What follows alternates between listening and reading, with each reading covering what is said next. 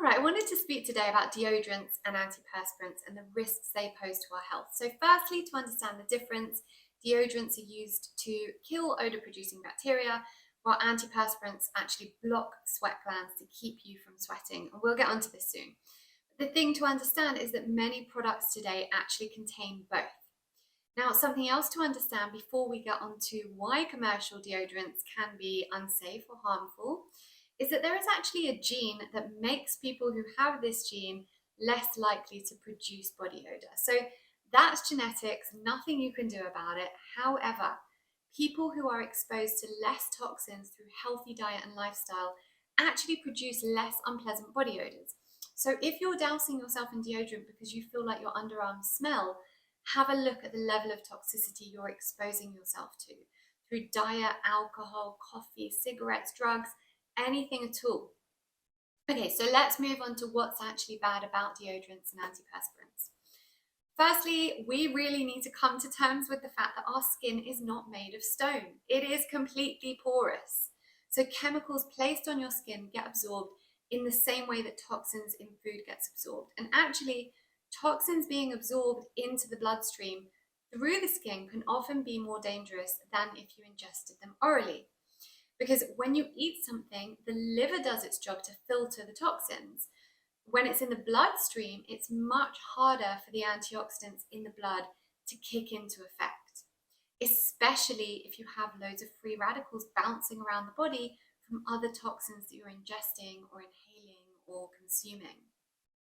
Secondly, there's ingredients in there like triclosan, and this gets absorbed and stored in the fat cells in the underarm area. Now, we have hormone receptors in our underarm area, and studies have shown this to alter hormone regulation. So do we really want altered hormone regulation in the place right next to our breasts? Next, you've got parabens in these products. Why are parabens bad? You've probably heard of them loads. Well, they mimic estrogen, and extra estrogen that has been spurred synthetically can be another contributing factor to breast cancer.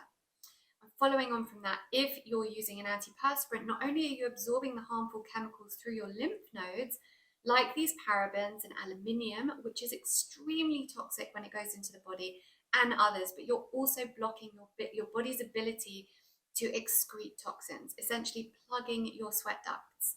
And the purpose of sweat is, of course, to excrete toxins. We don't have all these bodily processes for no reason. Sweat has a purpose. You wouldn't block your urinary tract and your bladder from peeing because peeing was an inconvenience, right?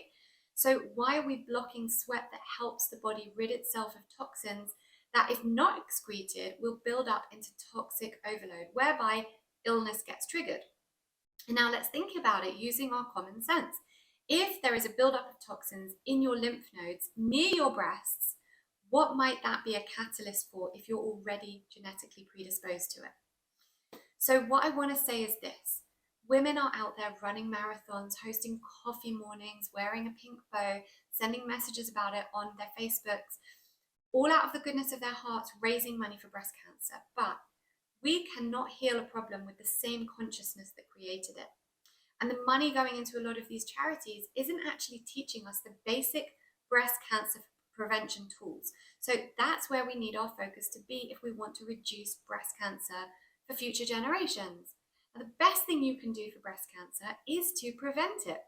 And we do this through lifestyle. So if you're running marathons for breast cancer, but you're spraying yourself with antiperspirants, you're still focusing on how to treat breast cancer if it does come. This isn't the solution. We want to start reducing breast cancer rates, and we do this by taking responsibility for our own health by using preventative measures. So when it comes to deodorants, opt for natural aluminium-free deodorants that do not block anything that needs to come out, and do the same with all your hygiene products. And as usual, all my recommendations for all my products that I recommend are over on the website, which I will link below.